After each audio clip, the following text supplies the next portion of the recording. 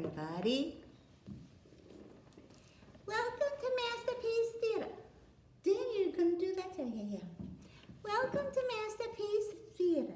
And today is brought to you by the Chronicles of Narnia. And the book is, think about it, you can get it. Okay. The Lion, the Witch, and the Wardrobe. Daniel on the nose, on the money. Hi, boys and girls. Hi, Sister Elizabeth. Hi, Sister Ugga Mugga. Ugga Mugga to you, too, Daniel. Daniel, do you remember what chapter we're up to? Yep. Chapter 3. Daniel, and did you bring a friend with you today? No. Because I think I know. I'm okay. As long as I'm with you. And it's just a story, right? It's in the neighborhood of make-believe. Yep, it's in the neighborhood of make-believe. But, you know, I have a question. All right, what's your question? Well, you told us about the White Witch, right? Remember, White Witch.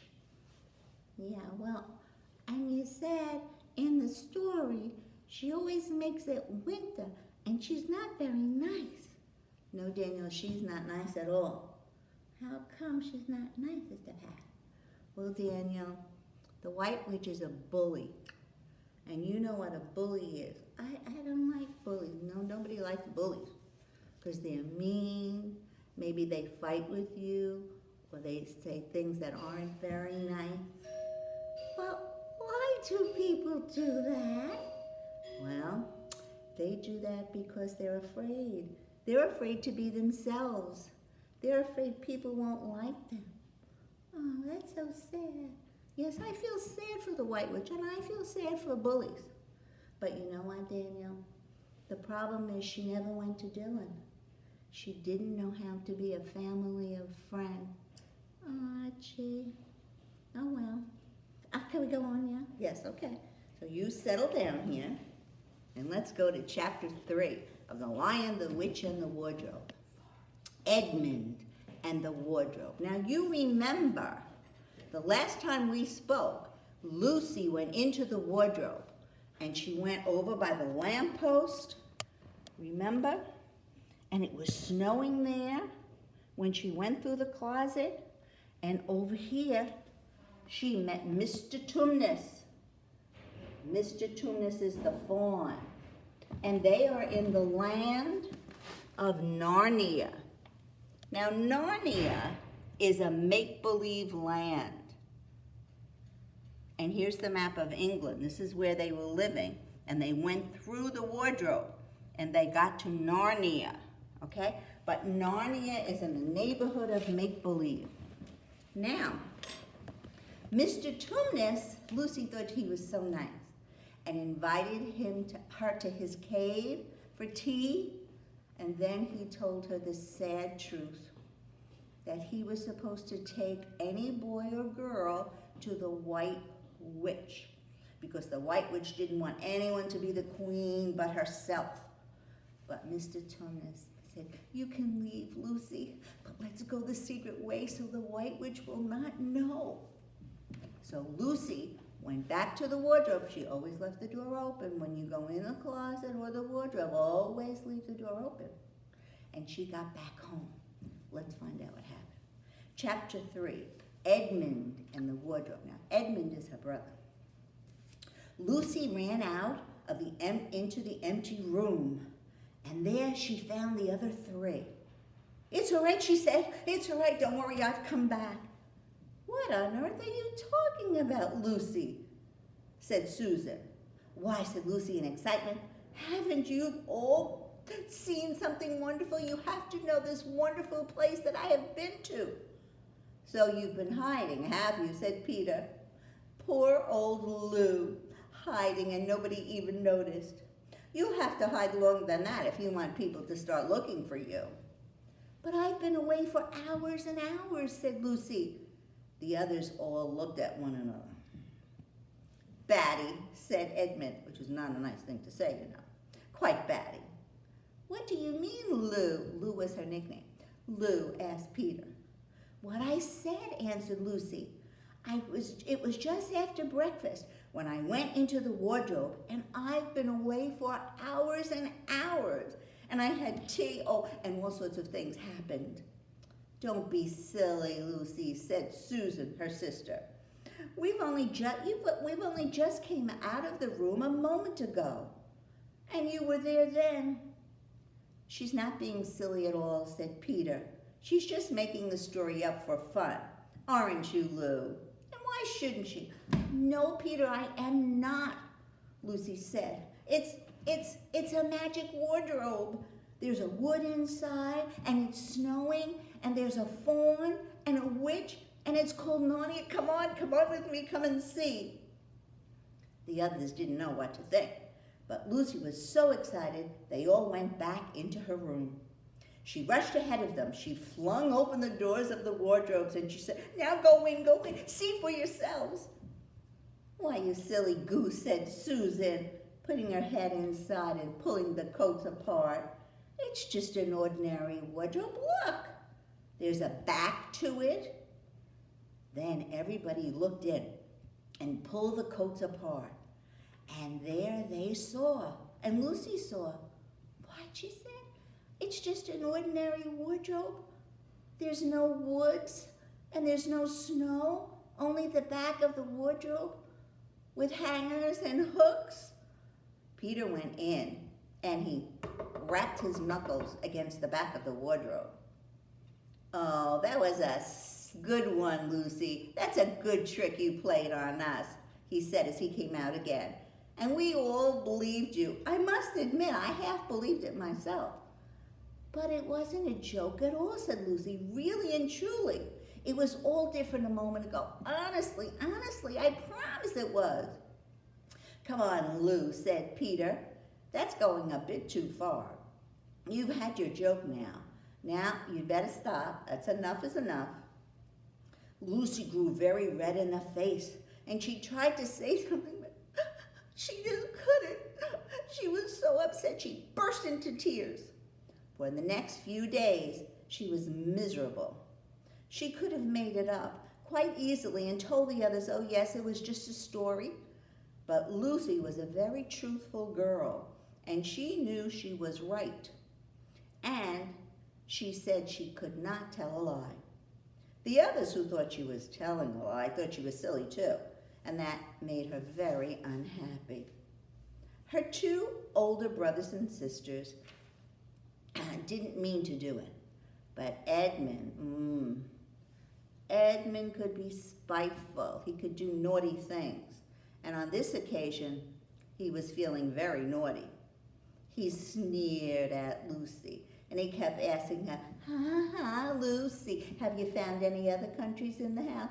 Ha, Lucy. Oh, and what made it worse is the others started giggling too. The weather was fine, and the children could go outside from morning to night. They could go bathing and fishing and climbing trees, and lying in the grass. But Lucy wouldn't do it. She couldn't enjoy it. Until the next wet day when it rained.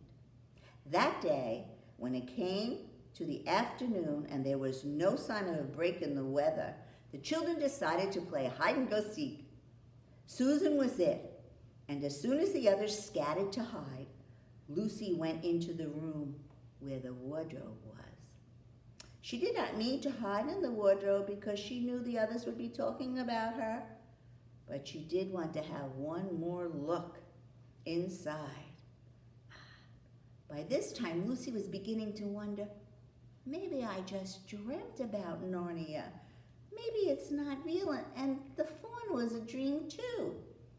The house was so large and complicated and full of hiding places.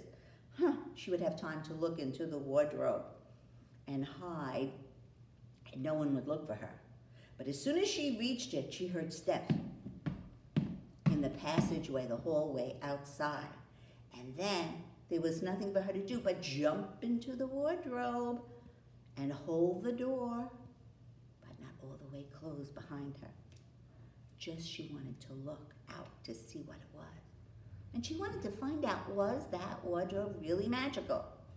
Now the steps she had heard were those of Edmund. Edmund had come into the room just in time to see Lucy go into the wardrobe. At once he decided to get himself into the wardrobe. Ha ha ha! Now he could really tease her about her imaginary country. He opened the door, and there were coats hanging as usual. And the smell of mothballs and darkness and silence. And there was no sign of Lucy. She thinks I'm Susan, going to catch her, said Edmund to himself. And so he was keeping very quiet. This is a small picture of Edmund inside the wardrobe. See, he's pushing the coats. He's sure he's gonna tease Lucy now. Let's find out what happened. He jumped in and he shut the door, forgetting that was a very foolish thing to do. Then he began feeling about in the dark for Lucy. He had expected to find her in a few seconds. He was quite surprised that he didn't.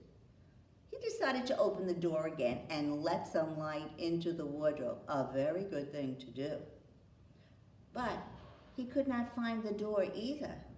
He didn't like this, and he was groping out wildly. Lucy, Lucy, where are you? Lou, where are you? There was no answer. And Edmund noticed that his own voice sounded as if it had an echo to it. It was a kind of open air sound. He also noticed, it was very cold in the wardrobe. And then he saw the light. Thank goodness, said Edmund. The door must have swung open on its own accord.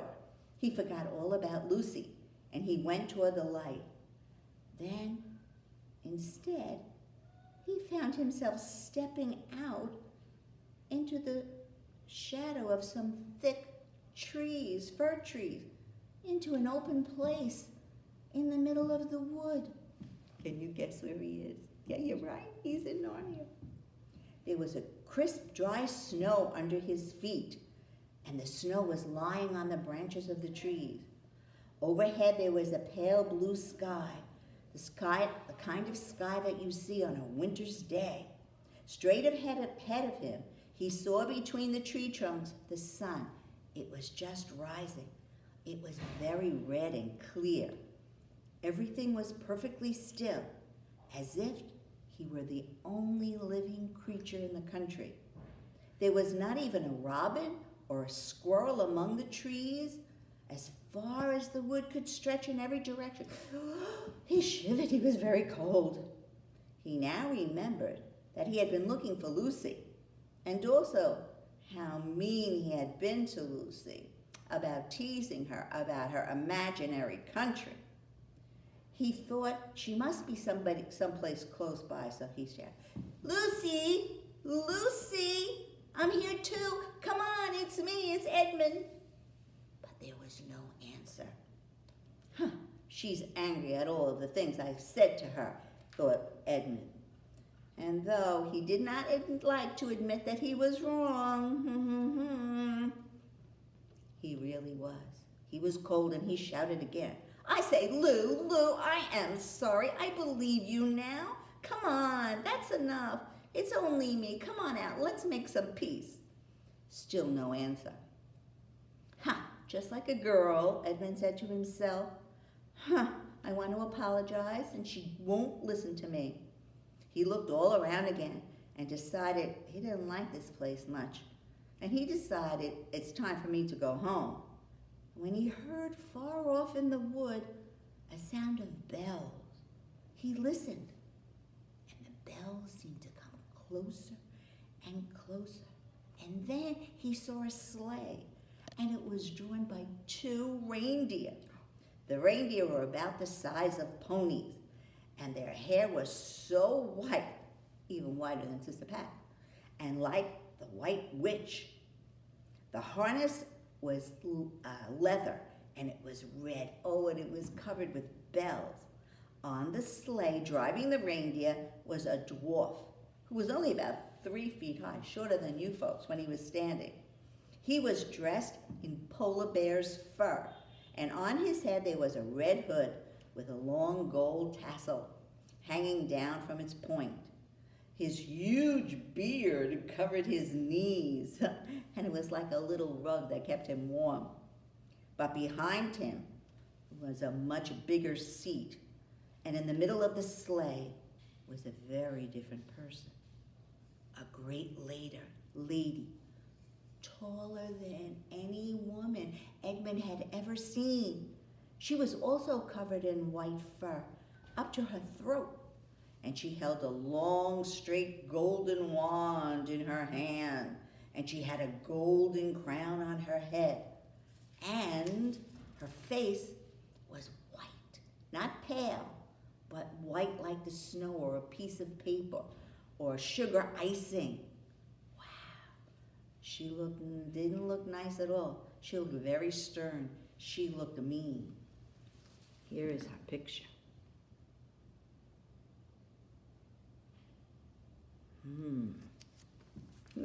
I'm almost afraid to turn the page. Should I turn the page? Yes? Okay. Here we go. The sleigh was a fine sight as it came sweeping toward Edmund with the bells jingling and the dwarf cracking his whip and the snow flying on each side. "Stop!" cried the lady, and the dwarf pulled the reindeer so sharp that the poor reindeer almost sat down. Then they recovered themselves and they stood up again. In the frosty air, it was so cold. They could see their breath like wintertime. "And what, pray tell, are you?" said the lady, looking at Edmund. "Oh, I'm Edmund," he said. He didn't like the way the lady looked at him. The lady frowned. "Is that how you address a queen?" she said. "Oh, I beg your pardon, your majesty. I didn't know," said Edmund. "Now, don't you know that I am the Queen of Narnia? Ha! You shall know better any time you see me after this. But I repeat, what are you?" "Please, your majesty," said Edmund, "I don't know what you mean. I'm at school. At least I'm on a holiday now." Open up your memory banks for Chapter 4, Turkish Delight. Chapter 4, Turkish Delight. And here's the dwarf who is driving the sleigh. And I'll give you a little clue, a little sneak preview. Turkish Delight is candy, You come back the next time. Oh, that was a little scary. But you're okay, right? Because you know it's in the neighborhood of make-believe. Yes, I do. Remember, friends, it's the